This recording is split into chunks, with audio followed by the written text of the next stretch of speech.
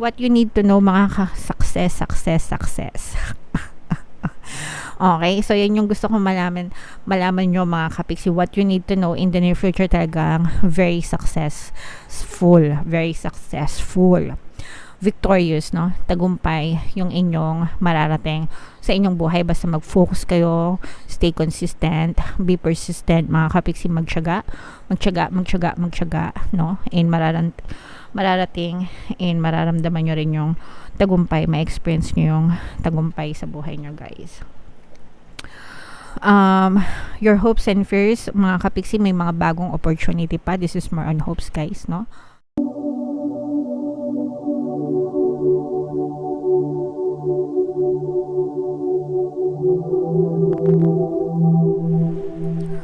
Hello guys, hello Aquarius, welcome back to Pinoy Pixie Tarot.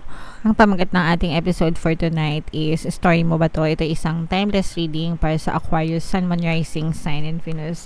Sa video na to guys, titingnan natin where you are right now, mga potential challenges nyo, what to focus on, mga past, present, future nyo, suggested approach, and yung potential future ng inyong story mga kapixie. So, isa-shuffle ko yung cards guys, hanapin ko yung energy ng Aquarius.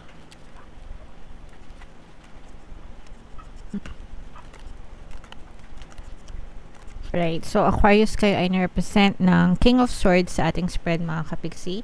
Ito yung combination guys ng positive and negative energy, general reading lang. Pwede mag-resonate, pwedeng hindi. In case naka-resonate kayo mga kapixie, comment down below. So, where you are right now mga kapixie, nandun kayo sa proseso or stage na you are trying to recover in life, no? Kumbaga parang you're trying to bounce back, ganyan. Kumbaga, for some of you na nalampasan nyo na yung mga bigat ng challenges, ng mga bagyo na pinagdaanan nyo.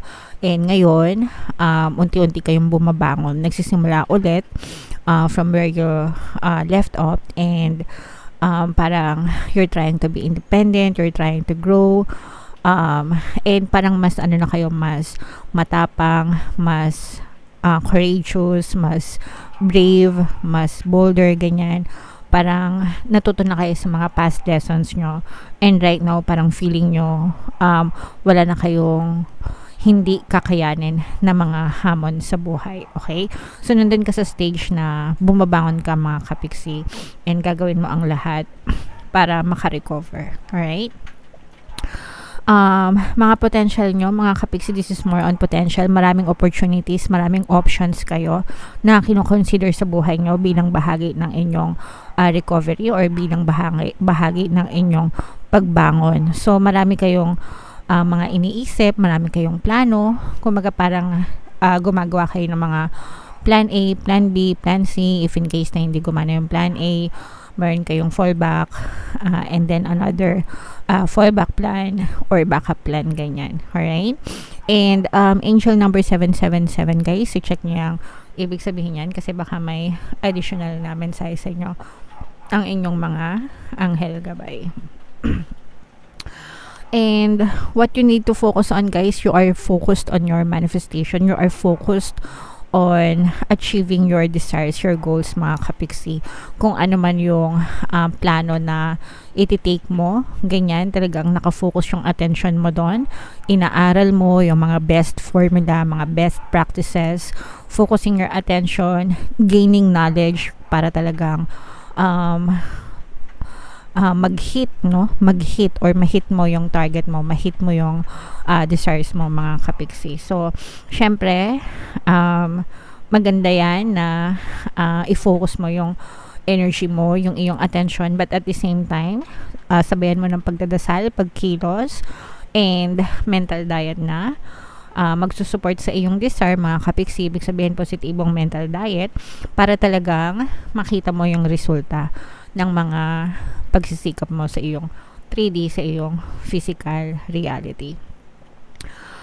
In your recent past mga kapixie, parang mas naging soft-hearted ka sa iyong recent past. Kumbaga masyadong malambot yung puso mo, caring, ganyan, caring for others. Parang palagi na lang yung ibang tao yung iniisip mo, inuuna mo, pero this time around, and for some of you, parang feeling ko, napagsamantalahan din kayo in the recent past. Comment down below guys if naka-resonate kayo, na parang tinulungan mo na sila, pero umabuso pa sila, and ikaw pa yung naging masama, ganyan, or parang tinulungan mo sila lahat, pero nung time na ikaw naman yung nangangailangan because galing ka nga sa mga recent challenges, parang walang tumulong sa'yo, or hindi mo naramdaman na sinusuklian nila yung pagtulong mo sa kanila. So, comment down below if naka-resonate kayo dyan. And I'm sensing na yung experience mo na yun yung doon nag-ugat, no? Kung bakit parang gusto mong bumangon and mas gusto mo magsikap, mag-focus sa sarili mo, standing for your own, na hindi humihingi ng tulong sa kanila, and parang mas focus ka ngayon sa sarili mo. Hindi mo na masyadong iisipin yung ibang tao. Parang hindi naman sa nagiging selfish ka, pero parang mas gusto mong i-priority yung sarili mo right now because of your recent past, mga kapiksi. Okay?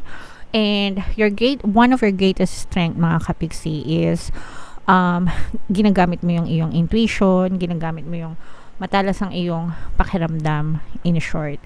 And parang yung pakiramdam mo na yon, you know how nagagamit mo sila para i-filter yung mga tao na nananamantala, mapang-abuso, ganyan. So parang nararamdaman mo if willing sila na tulungan ka, or they're just there para pagsamantalahan ka. So that's one of your greatest strength, mga kapiksi. And one of your greatest strength then is you know how to overcome your fear. You're facing your fears. No, parang hinaharap mo yung mga fears mo, yung takot mo, and you're facing them, addressing them para hindi sila magsilbing balakid or block sa buhay mo. Okay? So, yeah. In the near future, mga kapiksi, ayan, no, talagang magtatagumpay ka. You will feel victorious, mga kapiksi. May mga little manifestations ka na makikita kasi nga, di ba, yun yung focus ng attention mo. Yung mga manifestation. So, in the near future, makikita ka ng evidences sa iyong 3D, sa iyong physical reality, mga mini manifestations, birds before land, ganyan, na unti-unting nakita ka ng progress, paggalaw, movement dun sa mga bagay na minamanifest mo. So, deserve mo tong i-celebrate, no? Yung mga mini successes, ganyan, deserve mo na i-celebrate yan para ma-motivate ka, para ma-energize ka, no? To let you know na okay, nagawa ko to, kaya ko, next chapter, mas kakayanin ko. Okay? So, ganun dapat, mga kapiksi. And yung suggested approach, guys, bullseye ito, di ba? Kita mo naman, bullseye. So, unwavering focus, mga kapiksi. Okay, ibig sabihin, yun yung kailangan na, or yun yung suggested approach sa'yo na wag kang masyadong magpa-impluwensya sa paligid mo, kaliwat kanan, sa mga tao sa paligid mo. Ang importante is ikaw, no? Ano yung fino-focus mo? Remain focused, laser focused dun sa mga desires mo para talagang mag-manifest siya, mga kapiksi. Okay? Yun talaga yung nakikita natin sa inyo. So, and palagi ko nga sinasabi sa inyo, guys, manifestation is a focus game. Whatever you focus on, manifest. So, your energy flows where your attention goes. Okay? So, it's just a matter, really, it's just a matter of focus, and mahihit mo talaga itong bullseye na to. Hindi ko alam kung nakikita nyo. Ayan, ayun. May hit nyo talaga yung bullseye na yan. And may hit nyo yung mga goals nyo and desires nyo. Basta, nakafocus lang kayo palagi, mga kapiksi. Alright? What you need to know, mga success. Okay? So, yan yung gusto kong malaman nyo, mga kapiksi. What you need to know in the near future talagang very successful. Victorious, no? Tagumpay yung inyong mararating sa inyong buhay. Basta mag-focus kayo, stay consistent, be persistent, mga kapiksi. magtiyaga, no? And mararating, and mararamdaman nyo rin yung tagumpay, ma-experience nyo yung tagumpay sa buhay nyo, guys. your hopes and fears, mga kapiksi, may mga bagong opportunity pa. This is more on hopes, guys, no? Parang magliliwanag yung inyong isipan, magliliwanag yung inyong path, and may mga bagong opportunities pa na darating para sa inyo. This is just a beginning, mga kapiksi. Kumbaga parang starting phase ka pa lang. Okay, malayo pa yung pwede mong marating, malaki pa yung potential mo sa buhay, mga kapiksi. You're just getting started. So, ituloy-tuloy mo lang yung journey na yan, and you will definitely achieve success, victory sa buhay nyo, guys. Alright? And sa potential future, guys, again, new opportunities, new beginnings para sa inyo. Mga kapiksi, maliwanag na maliwanag yung landas. Your guides are guiding you. The universe is guiding you, mga kapiksi, towards the right direction. Para sa malinaw na future para sa inyo, para sa bright future para sa inyo, mga kapiksi, para sa successful na future para sa inyo. Okay? So, sabi ko nga, guys, you're just getting started. Nagsisimula ka pa lang. Pero, napakalaki ng potential sa buhay nyo, mga kapiksi. So, i-mine nyo na tong mga success na to. I-mine nyo na tong mga new opportunity na to, kasi talagang very victorious yung inyong energy, mga kapiksi, sa inyong potential future. Alright? So, comment down below, guys, if naka-resonate kayo dyan sa mga messages na yan. So, shuffle natin to, guys. Tingnan natin yung additional na mensahe para sa inyo. Habang sinashuffle ko to, guys, panoorin nyo muna tong video natin regarding sa ating paano mag-manifest ng abundance video course. Kapiksi, sawa ka na ba sa mga struggles at hirap sa buhay mo? Masipag ka ba at masikap sa buhay ngunit hindi ka pa rin umaasenso? Ilang beses ka na bang nag-attempt magnegosyo at mag-invest pero palagi ka pa rin nalulugi?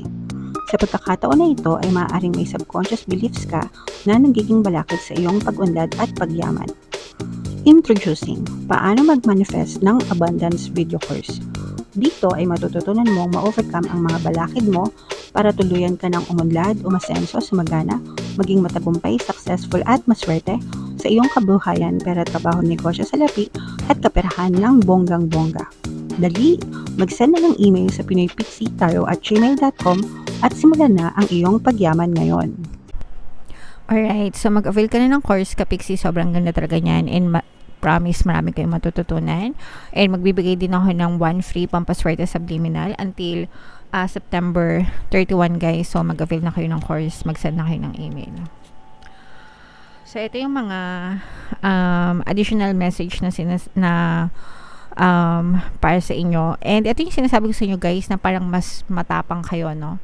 Right now, you are very mas courageous kayo, mas matapang kayo, mas bolder, mas wiser, and feeling nyo, guys, na wala kayong hindi kakayanin dahil naranasan nyo na lahat, or naranasan nyo na yung mga mabibigat na challenges or problema sa buhay nyo. Okay? And yan din yung mensahe sa inyo ng inyong mga gabay. Be courageous and stand up for your own beliefs or for your beliefs, no? So, kung ano yung paniniwala mo, di ba? Stand tall, stand straight, and fight for your beliefs, fight for yourself, para sa sarili mo, hindi para sa ibang tao. Alright? And for some of you guys, no, you may also be able to give some kind of advice sa ibang tao, ganyan.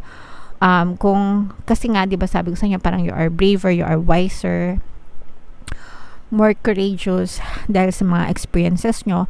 Pwede nyo rin silang i-share sa ibang tao. Kumaga parang pwede rin kayo maging mentor, coach ng ibang tao na nakaranas ng mga same problems before, and in return, makatulong din kayo sa kanila para magbigay ng mga magagandang insights or gabay, para malaman nila na doable, no? Or pwede rin nilang malampasan yung mga nalampasan mo dati, and pwede rin nilang ma-achieve yung mga na-achieve mo na ngayon. Okay?